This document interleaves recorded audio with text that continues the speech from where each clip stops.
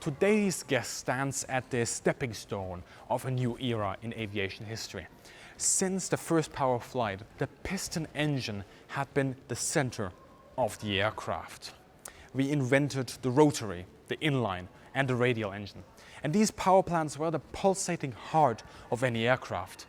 But when World War II came into its closing phase, a new contender appeared. First based on theory and experimentation, power was suddenly no longer a product of cylinder and propellers, but came with the wailing shriek of the jet turbine, the Messerschmitt Me 262.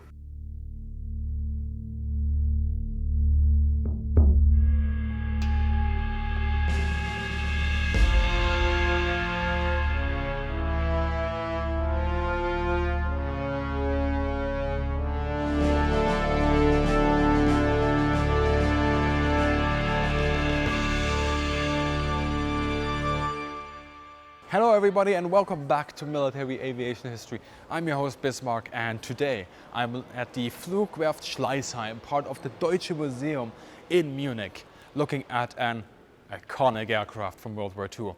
While the Messerschmitt Me 262 was not the first jet aircraft, it was the first to be fielded and used in combat in significant numbers. Of both historical and technological significance, let's explore the story of this very special aircraft and then have a look inside this one found here at the museum. With the Messerschmitt 262, we often concentrate on a two-year run, 1944 to 1945. And of course, this is when the plane was introduced into the Luftwaffe, when it flew against the Allies, when it saw its success and failures. However, there's one point I want to make clear with this video, is that the story of the 262 is far more than that. To understand this bird's legacy and history, we need to crack open the whole story from the late 1930s over to those final months in World War II. Of course, I can't touch upon everything, but I hope to shed some light on the most important aspects and also highlight those elements in the development of the MX 262 that are usually not discussed. Germany, as many other nations, had been experimenting with the concept and the design of a jet turbine since the late 1920s. Much of this early work was conceptual, and there was enough success for at least the pioneers to press onwards. Nevertheless, the overwhelming majority, in fact the whole industry really, remained locked on the piston engine. In Germany, initially only Heinkel developed a jet aircraft, the Heinkel 178, powered by the Heinkel S3A jet engine. This was the first aircraft to fly with a turbojet, but it failed actually to make a lasting impression in 1939. Interestingly, a year earlier, in mid-1938, the German Air Ministry put plans into motion that would result in the 262. In a meeting with representatives of the industry, they are being told to explore the possibility of integrating a jet turbine engine into an aircraft design. Messerschmitt, as well as other companies, put to paper their first concepts, featuring one or two engine designs. Two companies in fact worked on providing an engine. BMW through their subsidiary Bramo, final product shown here, and Junkers, final product shown here. In 1939, the Air Ministry submits technische Richtlinien, technical specification, on a future jet aircraft capable of exceeding 900 kilometers an hour. Come April of that year, it is still peacetime, Messerschmitt begins designing the P-65. Now, it should be noted that throughout this time, Willy Messerschmitt is joined by various aeronautical engineers that often do not get any credit for their help in designing the eventual Me 262. There's Woldemar Voigt, Wolfgang Dengel, Karl Althoff, Walter Eisenmann, and Richlev Schomerus. Only a few months after this, in June 1939, P-1065 is submitted to the Air Ministry. It is a twin-engine interceptor in a tail-dragger configuration, anticipated to go a maximum of 950 kilometers an hour, with endurance of 1 hour and armed with one MG-151 and one MG-151-20. That might sound puny for World War II, but it was heavy firepower for the time, when most aircraft were only using guns in the vicinity of 30 cal. Construction began in September 1939, just as Germany invades Poland, kicking off World War II in Europe. Only a little while later, construction began of the Jumo 004 engine. Thus, the groundwork for the Me 262 was laid even before the war started, although naturally the design would go through various iterations in the coming years. With the 262, we can see a split in the development of the fuselage and the jet turbine right around this point in time. And this is going to become a major critical point in the years forward. The design makes good progress overall. In early 1940, the Air Ministry orders 20 prototypes to be built, and the final specifications of the plane are drawn up. Amongst these are some interesting novelties, such as a drag chute, in fact, and air brakes, neither of which are retained in the eventual design. Around this time too, a significant upscaling of the weaponry is proposed, with 3 Mk-108s instead of the earlier lighter armament. By June of that year, the first prototypes, P-1065 V1 and V2, are in the works, and the first engines are also being tested. One of the most critical design changes comes in November 1940. The engines are now slotted to be hanged below the wings rather than worked into them. This made it easier to produce and would give the Me-262 its trademark looks, and proved to be, although aerodynamically not ideal, of greater value for maintenance. By the end of the year, next to the prototypes, the Air Ministry already submits orders for a small pre-production series. Yet, while the fuselage progresses nicely, the engines still lag behind, and BMW is not able to keep to schedule. Just a few months later, the Me-262 conducts its first flight, but it is in fact driven by a piston engine, the anemic 700 horsepower Jumo 210. And this is enough to, test the general air characteristics of the airframe. The Air Ministry also starts to push the companies working on the project to up their pace. It deserves to be mentioned that the Heinkel 280 flew in March 1941, also equipped with 2 engines, the Heinkel S8As. Yet, when approached by the Air Ministry on whether he believes that the 280 was ready, Heinkel remained skeptical, citing the engines as his major concern. Nowadays, some consider this to be the defining moment that torpedoed the Heinkel jet to the expense of the later 262. But we have to be cautious there. Considering their personalities, it is unlikely, yes, that Messerschmitt have been equally honest. But the Heinkel aircraft did have its problems too. Just because it flew in March 1941 didn't mean it was ready. Just like Gloucester's first jet-powered flight 2 months later in Britain didn't mean that the RAF already had a jet. In any case, the Heinkel jet is kept in the race until early 1943. At this point, the development of the 262 is going well, but the project is about to run into trouble. Both BMW and Junkers work on 2 separate engines and have relative success, but it's not progressing as smoothly as hoped. While BMW struggles with the performance and reliability, Junkers is instructed to ensure they can actually produce the engine with less scarce resources and it being less fuel consuming.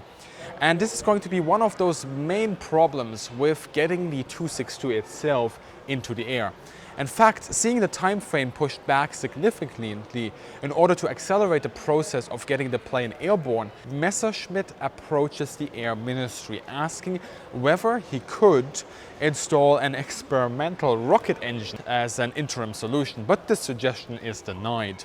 By mid-1942, BMW is in fact out of the race and cancels its engines. During a first flight with their engine, the P3302, it failed miserably and the pilot still managed to land safely only because of the auxiliary piston engine in the nose.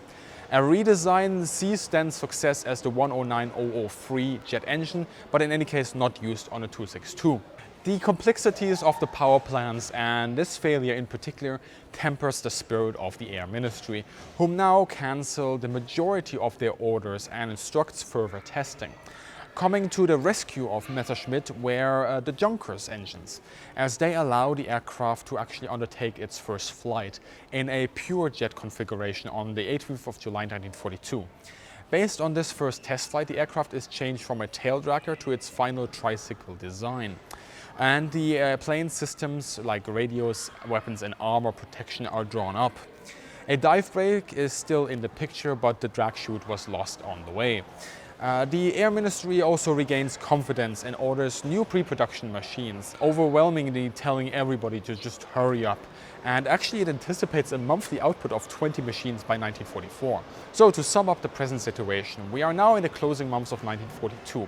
While the Junker engines work, they are not yet ready for series production. The plane itself is shaping up, but has yet to iron out many of its kinks, especially its behavior at high speeds. The Air Ministry aims for an introduction in 1944, which, given how things turned out to be, was a good estimate. The Luftwaffe pilots start to push for an introduction in 1943. Neither the plane nor, in fact, the engine is ready. You got to remember that the pilots look at the tactical dimension of this aircraft, and those that get to fly it fly the best and most reliable prototypes. While the machine might work well, this does not mean that it is ready for combat duty. This is where I will have to touch upon the good old discussion of who killed the Me-262. I don't think there is so much a who or any sort of unicausal explanation, but a combination of factors that ultimately ensure that the Me-262 comes in at the time it does. In the past, most have blamed Hitler. Chief among the evidence was, of course, Galland's autobiography, citing the incident where Hitler sees the aircraft for the first time and tells everyone to make it into a bomber. This story is often repeated without really a consideration of the overall context. Without taking any away of the blame that might fall upon Hitler, the incident might very well have happened just as Galland told us, although there are in fact at least 3, maybe 4 different accounts of the same meeting that I know of. Let's expand our scope just a little bit. I've already alluded to the issues Messerschmitt has with the aircraft. This is the first jets the Germans have that they test to such a rigorous degree. Jets are new, unexplored territory. Mistakes are made, and experimentation, not tried and proven concepts, allow them to advance.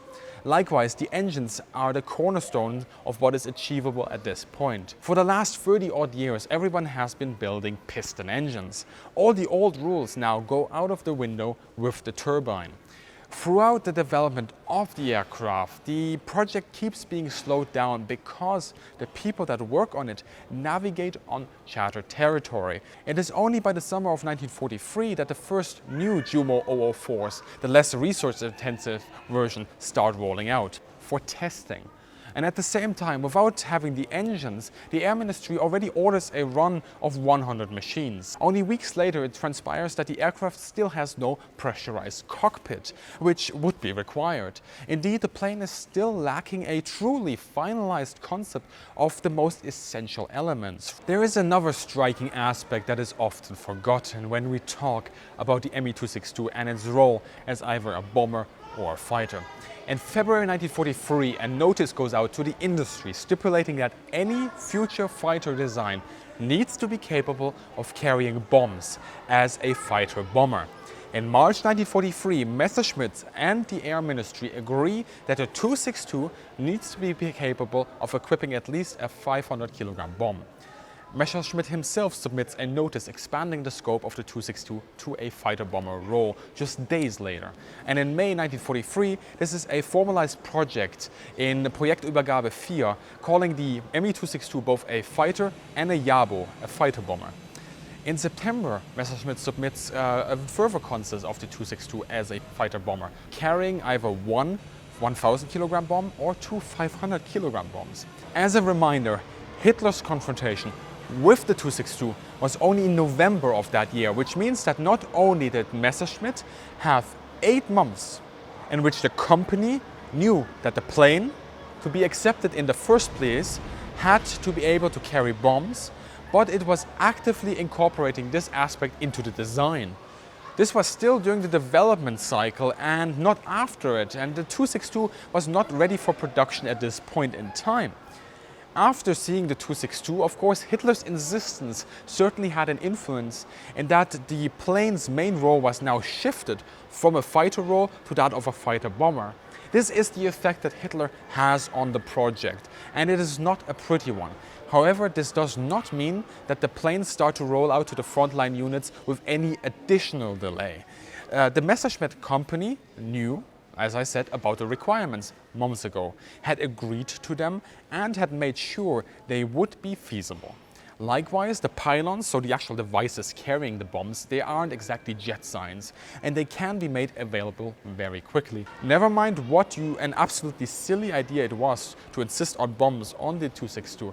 This is not the cause for the delay. The cause is the simple fact that the technology is cutting edge, poorly understood, and in need of substantial experimentation, and the events surrounding the Me-262 create this dire situation in which the Luftwaffe and the Air Ministry ever more desperately try to get the aircraft up and running, but simply running themselves into a wall of what is humanly feasible and what is not, given the circumstances of the time. As the aircraft is brought to the front lines, they are now used as fighter bombers, with mixed success. However, as a fighter platform, the aircraft shows remarkable promise.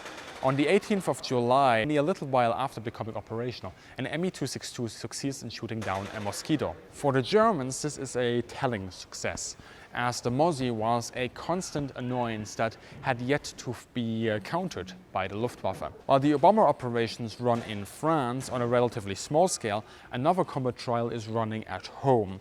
It takes another 2 months into September 1944 for the aircraft to be fully cleared for frontline service, and even that is with a few caveats. Again, the engines, the gear and the weapons remain a cause for concern. This tells us that the aircraft was not yet ready in the traditional sense.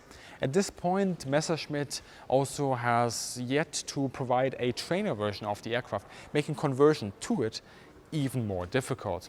Until now, no pilot had experience with a jet aircraft, and this again causes delays and prevents a rapid introduction into the force. The production of the Me-262 is taking blows, and decentralization thereof has already begun. This is made even worse when the Allies start to push into Germany in late 1945. A whole production highway between Stuttgart and Munich in the south of Germany is established, and this does give the Germans the theoretical numbers that they need to put out a reasonably strong fighting force. All in all, about 6,000 Jumo engines are built. Around 1,400 airframes are completed. Yet only about 400 planes make it as one finalized piece to the squadrons. I want to quickly talk about the aircraft we have here in Schleissheim, as it is a unique piece of history. Next to one that was recently restored in the US, this is probably the most remarkable Me-262 left in the world, as it is fully original and in perfect condition. The aircraft itself was built in late 1944 and is a perfect representation of this sort of decentralized production I talked about earlier. The fuselage, for example, here was built in Austria in a subterranean factory, while the wings here are built near Stuttgart. Obviously, a lot of the construction was handled by forced labor. It flew with JG7 as Weiße 3, and in the end of April 1944, the pilot deserted to Switzerland. He landed in Dübendorf, and even though he had to force a hard touchdown, the gear held firm. The Swiss Army inspected the aircraft, but never really sought to put it into the sky. The runway at Dübendorf was too short anyway, and there was never any attempt to bring it somewhere else. Thus, it was kept there on display. In 1954, it was gifted to the Deutsches Museum here in Munich, and it received a protective coating. Not very pretty, but it served for the time. In the early 1980s, the museum then commenced restoration work.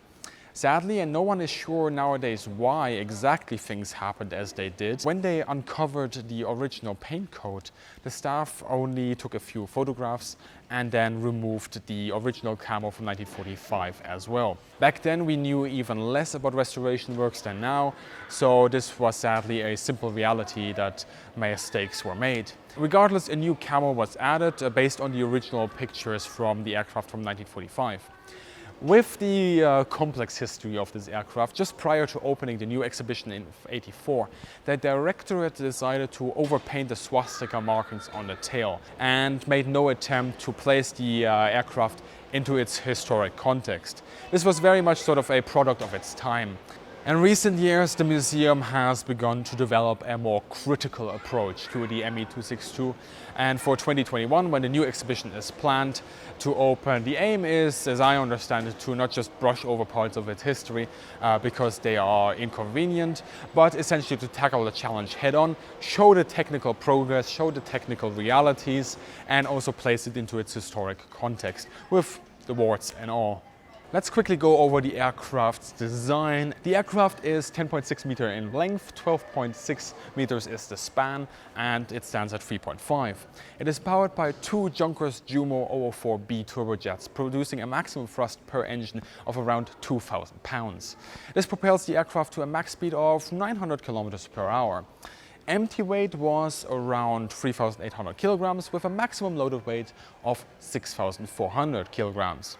The aircraft is armed with a heavy constellation of four 30mm Mk108s with a total capacity of 360 rounds.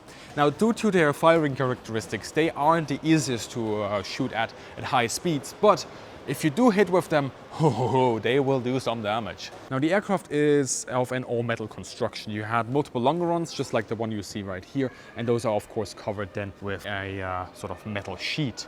The aircraft was intended for many different roles, from fighter to fighter bombing, bombing in itself, reconnaissance and night defense. Practically, it was only used as a fighter and a fighter bomber. We also see some peculiar conversions, like a single Me-262 armed with a 50mm cannon, meant to be able to one-shot B-17s from very far away. The idea wasn't practically sound. To secure a hit, the average pilot still needed to get close to the same distance as he would if he was armed with the 30mm cannons, at which point the volume of fire and the ammo supply of those guns made them much more practical than the 50mm. A slightly better alternative was the use of 24 55mm dumbfire R4M rockets that would be fired en masse against bomber formations. The rocket pods, if you ever see one, are actually made out of wood, hinting to the dire, of course, research shortcoming that Germany faced in the closing months of the war. Somewhat of a staple of Messerschmitt's designs, the aircraft also features full wing slats on the leading edge with an interruption here just because of the engine. Starting on the nose, the prominent opening we see there is for the gun camera. Moving to the port wing, we've got the pitot tube on the leading edge there for your speed measurements, and of course navigational lighting, red here, which will be mirrored in green on the starboard side. Now, you might have noticed these writings here before on German aircraft: nicht betreten, nicht schieben, and nicht anfassen. They're essentially warnings: do not walk on, do not push, and do not touch. Now, above the wing on the port side, we also got the first fuel inlet for the front fuel tank here. Two additional ones can also be found behind the cockpit for the rear tank. Both tanks also have an auxiliary. Let's have a look at the gear space. Quite simple: straight pull and push with a flap to cover the lower half of each wheel. The front wheel and the gear space here. Tricycle landing gear of the Me-262, of course. Again, it's a simple extend and retract, nothing fancy, rather simple to be honest.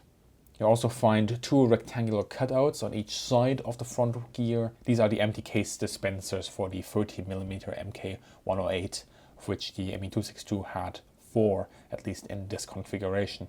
On the rear side of the fuselage, we also have flare dispensers operated by the pilot inside the cockpit. Then looking inside the rear fuselage, we've got the main compass, the Mutterkompass as it was known, and the radio equipment, the Fernantrieb FA-16 Empfängerentsender for the Funkgerät FUG-16. Now, what was nice at the museum is that several of the lower cover plates are detached, and this gave me a good look inside, and it was actually quite incredible being able to poke my head in there, to the point where I nearly forgot to film at one stage. But what you'll see here is just the section in front of the pilot, between him and the guns. In fact, if you look close, you'll also see a cutaway window there on the port side. Now, these tubes are in this section just in front of what you just saw. Those are the fuel pumps, one per each engine. And you'll also just be able to make out the rubber lining on the side of the tank there. Just below the pilot, another point of access, but due to the removed cover sheets. Again, the cutaway window from earlier. And then we have the blue tank here for the compressed air. Lots of wiring in this section, of course, coming from the cockpit to the relevant systems, nicely kept together. Although I do imagine the zip ties are not exactly World War II Luftwaffe standards. Very tidy though, very nicely maintained by the staff. And sometimes you do see some older cloth bands, which might still be visible here too. Okay, let's move a little bit to the outside again. Inside of the wing here, you might already have wondered what 3116.5 stands for in part 1. Now that was the German code for the material that was used here. It's an aluminium zinc manganese alloy, the standardized material used in various aircraft. And I believe the bird-like looking logo there is the company symbol of AWS, Aluminium Walzwerke Singen, so the producer of said metal sheets. Believe it or not, there are actually cases in, well, mainly south of Germany, where these alloy plates suddenly turn up randomly, being used for roof covers of old sheds and so on for many years, and then suddenly somebody finds them. Here we have an old visual cue that is also used on the Bf 109s. It's a visual reference line on the flap deflection of the actual flaps. Pilot can just look out of the cockpit, see the line here that he's riding, and then he knows the deflection. And going over to the tail, we also have a look at a trimming mechanism for the horizontal stabilizer deflection there.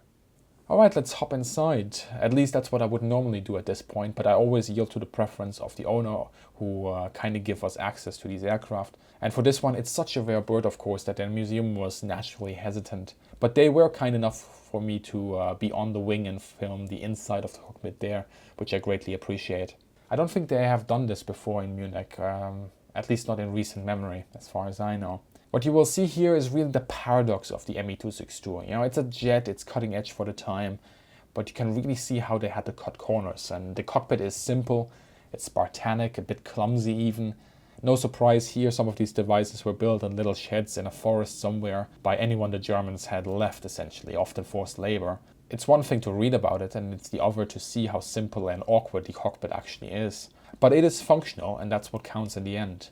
You'll also find that essentially any picture of an original Me-262 cockpit will have subtle to glaring differences even due to the decentralized production. So what we'll see here is essentially how this particular model is set up, and it's only a guideline for other 262s, not that there are many left. So we have the seat, the shoulder straps, and I'll get to the control stick soon. We have armored glass up front. I presume the damage occurred over time. And those faint black lines outlining it are for the heating system, the defrosting system. A very simple holding string here for the canopy deploying outwards to starboard. Tell me if that reminds you of something. And we've got the Revi sight up front. I'm not sure on this one. I'll need to ask the museum again. I'm not sure if it's an original. In any case, it is a Revi 16B, or it should be a Revi 16B. Notice the functional but somewhat ungainly extended mounting bar there, which could be swiveled in some cases. Alright, port side control panel here. The flywheel there is for the rudder trim. The small yellow handles are the port and starboard fuel cock. Currently set to off. Next position would be the aft fuel tank. Fully moved forward would engage the front tank. The larger handles out of focus there are the throttles, and the red handle would be the horizontal stabilizer trim. Moving forward then, we have red push buttons for flaps. Top is to extend, bottom is to retract. The blue ones are for the gear, top to retract, bottom to deploy. The indicator to the left shows the compressed air reserve, and the flywheel above that is to open the oxygen supply. The light indicators numbered E5 to E7 give you a visual return on the gear deployment, port, nose and starboard. Oxygen flow is then indicated by the lower blue dial, and the top two showing the reserve of that precious O2. The top red swivel here is for the emergency gear release, and the lower one does the same for the flaps. And the handle to the right, that's the front wheel brake, you can pull on that. Behind it would be the usual spot for clock, missing here. The flick switch in the middle there would be, or could be, for the rocket assist takeoff. It also has this rogue label there saying compressed air. I don't know exactly why. Maybe this flick switch actually had a different use in this model. Front instrument board, here we're going really simple. It's essentially a nod to the basic 6.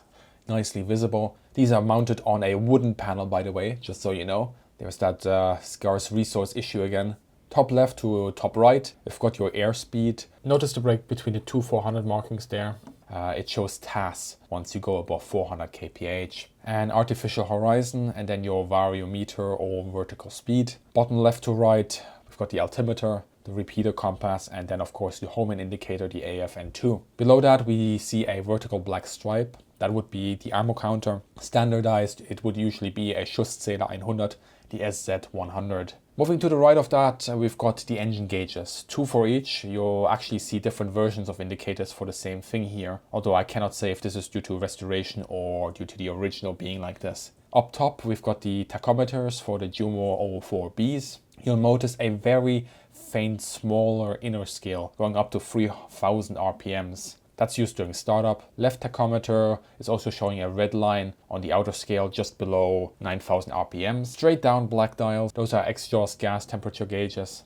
To either side of those brown dials, the exhaust gas pressure. The brown dials below those, we've got the oil pressure. And then working inwards, the black dials, we've got the fuel injection pressure gauges. Yellow gauges on the bottom showing the fuel reserves in liters. Left one for the rear, right one for the front. The small holes to either side would usually house a fuel warning lamp, and usually to the right of the right yellow gauge you'd also find a heating selector for the cockpit, but Germany had other things to worry about in 1945, I guess. Might also have been removed during restoration. Below all that we have the central pedestal with the SWA-10B, the Auslöser Schrittschaltwerk. That's essentially a fancy German way of saying that with this the pilot would operate the R4M rocket system. Left flick switch arms the system, the right flick switch allows continuous fire instead of set salvos. The fighter bomber version of the Me-262 would also have a similar pedestal, a Zünderschaltkasten for the bombs in this position.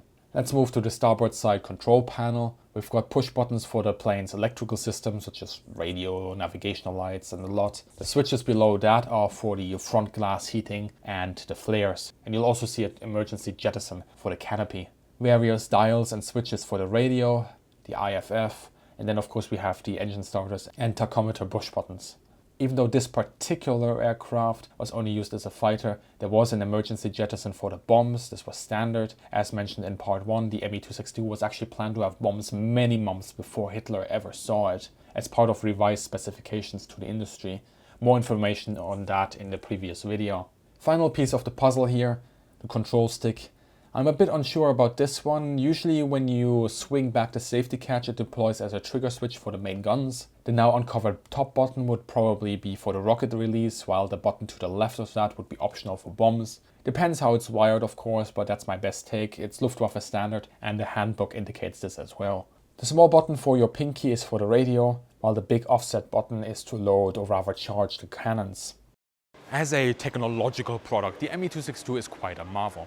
Many pilots that flew her spoke in high tones of the experience and the fact that the Germans managed to in fact push her into service to see some limited tactical success in the closing months of the war also shows the capabilities of this aircraft. The Allies too tried to make sure that they got as much know-how as possible from this aircraft in order to further their own concept and designs following the surrender of the Third Reich. But at the same time, it serves to remember that the Me-262 suffered from quite a few issues. It wasn't flawless, and its production was also indicative of the downfall of Germany in 1945. As the Third Reich fell to pieces, it was desperation and ruthlessness that allowed the Me-262 to get airborne. And that part of the story is also part of the aircraft story. I hope you enjoyed today's episode, and if you did, please consider supporting us on Patreon to help fund more content like this. And you will also get exclusive access to behind-the-scenes footage from today's shoot. I also want to thank the Flugwerft Schleissheim of the Deutsche Museum here in Munich for their unparalleled access to this aircraft. If you want to visit the museum yourself, check out the link down below. As always, please consider liking, sharing and subscribing, and have a great day, good hunting, and see you in the sky.